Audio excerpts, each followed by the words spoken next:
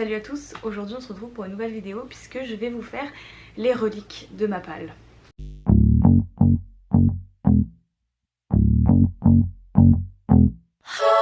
Et bien pour ceux qui ne savent pas, une palle c'est-à-dire une pile à lire, c'est-à-dire tous les livres que les gens accumulent et qu'ils doivent lire, qui sont dans leur bibliothèque et qui traînent depuis des années. Voilà. Alors moi, du coup j'ai fait le tri pour savoir quelles étaient les réelles reliques de ma palle. Et finalement, en fait, un truc que je m'y attendais pas, mais j'ai lu pas mal de bouquins que j'avais déjà dans ma bibliothèque. Et surtout, ma palle c'est vraiment des nouveaux romans. J'ai très peu d'anciens romans. La première relique de ma palle se trouve être les Chroniques lunaires, en tout cas Cinder, de Marissa Meyer. Une saga, j'ai que le tome 1 et le tome 4, c'est la saga préférée de Licia et il faut que j'en fasse une vidéo. Nous allons voir si ça compte toujours m'intéresser. Les humains et les humanoïdes y cohabitent dans une même ville. Il y a une terrible épidémie qui est en train de décimer un peu toute la ville et en même temps il y a dans l'espace un peuple qui attend sans pitié de passer à l'action.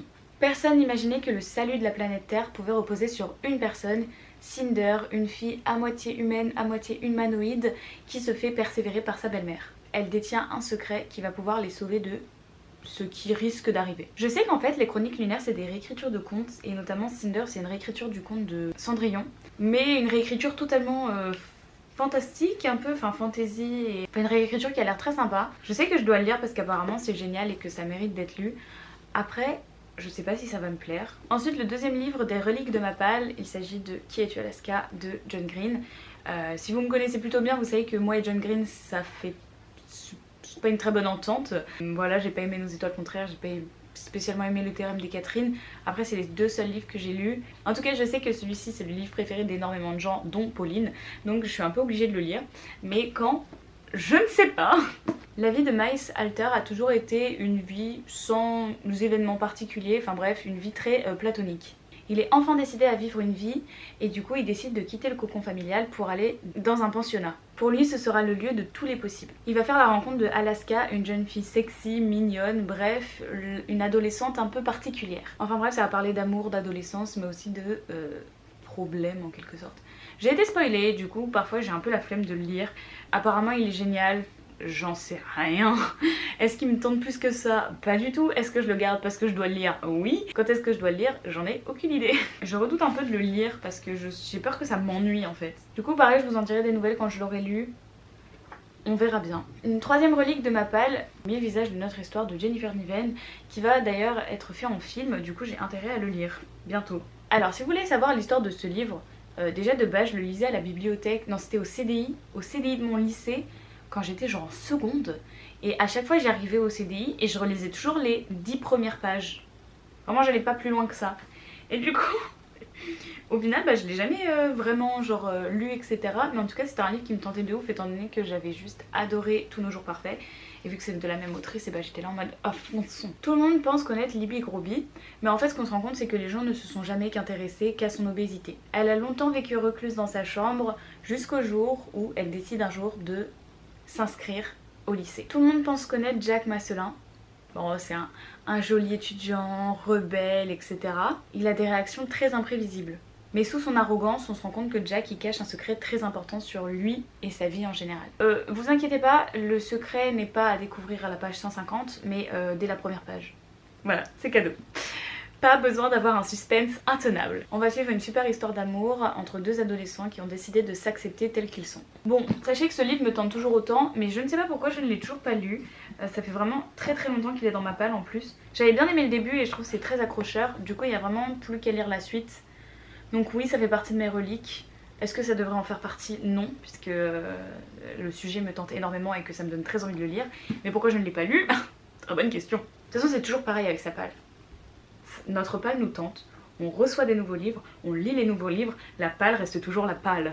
Un quatrième livre qui fait partie de mes reliques, c'est L'année de grâce. Je l'avais acheté en même temps que quand c'était sorti en fait. Mais c'est pas logique, mais moi je comprends pas. Du coup je sais pas quand est-ce que je l'ai acheté mais ça fait déjà un moment qu'il traîne dans ma palle, que ça a l'air très chouette. Personne ne parle jamais de l'année de grâce parce que c'est interdit. Nous aurions soi-disant des pouvoirs qui permettraient de rendre les épouses jalouses et d'attirer les hommes. C'est pourquoi nous sommes bannis l'année de nos 16 ans. Notre magie doit se dissiper dans la nature pour revenir dans la société et être normale. Pourtant je me sens pas du tout magique, ni puissante. Alors bien évidemment nous ne parlons pas de moi, mais c'est chelou d'écrire un résumé à la première personne. C'est 1 an d'exil en forêt, 1 an d'épreuves et on n'en revient pas indemne de l'année de grâce si on en revient. Voilà, je trouve ça trop bien parce qu'apparemment c'est un roman qui est un peu genre entre La Servante écarlate, Sa Majesté des Mouches et Hunger Games, bref une bonne dystopie remplie d'aventures et d'épreuves etc. Franchement ça a l'air grave cool, il me tente de ouf. Je sais qu'on en avait pas mal entendu, enfin j'en avais pas mal entendu parler à sa sortie. J'avais vu beaucoup d'avis mitigés mais j'avais trop envie de tenter de voir ce que ça pourrait donner. Et enfin le dernier livre de mes reliques, c'est Vert Émeraude, saga Rouge Rubis. J'avais lu du coup Rouge Rubis le tome 1, Bleu Saphir le tome 2 et nous avons Vert Émeraude le tome 3. J'avais fait exprès de les acheter avec leur ancienne couverture qui normalement ne se vendent plus. Je m'étais jetée sur les sites d'occasion pour essayer de les trouver et tout et franchement trop forte, j'avais un peu réussi. Gwendoline c'est une lycéenne tout à fait normale. Enfin, pas tout à fait normale parce que finalement elle voit un fantôme dans son lycée. Mais il n'y a pas mort d'homme, elle en voit qu'un seul. Pour le reste c'est plutôt ordinaire. Des profs barbants, des frères et sœurs casse-pieds et une mère un peu relou. Mais lorsqu'elle se retrouve projetée au début du siècle dernier, Gwendoline elle panique. Elle qui se croyait totalement banale se retrouve à être en fait une voyageuse dans le temps. Elle fait partie de ceux qui voyagent à travers le temps afin de remplir des missions. Tout de quoi sortir du train-train habituel et du quotidien. Voilà, j'avais beaucoup aimé le tome 1, j'avais pas aimé le tome 2 parce que le personnage principal avait commencé à me casser les bonbons très fort. Ils sont sérieux là? Mais du coup j'ai plus qu'à lire le dernier tome et j'aurai fini la saga, à voir si c'est bien ou si c'est pas bien. En tout cas les films étaient plutôt chouettes en règle générale. Après c'était pas non plus des films incroyables. L'histoire a l'air chouette et le dernier tome apparemment il y a énormément de révélations, de choses qui se passent. Donc il faut que je le lise, comme ça j'aurai officiellement terminé la saga. Voilà, c'était tout pour ces reliques de Mappal. En soi j'en ai pas énormément mais bon ils sont quand même là. Du coup plus qu'à voir, pour l'instant je sais pas quand est-ce que je vais les lire, on verra un jour peut-être. Voilà, c'est tout pour cette vidéo, j'espère que ça vous aura plu et que peut-être ça vous aura donné envie de lire ces reliques de Mappal avec moi. Moi je vous fais de gros bisous et je vous dis à la semaine prochaine. Bisous! C'est ciao je voulais dire.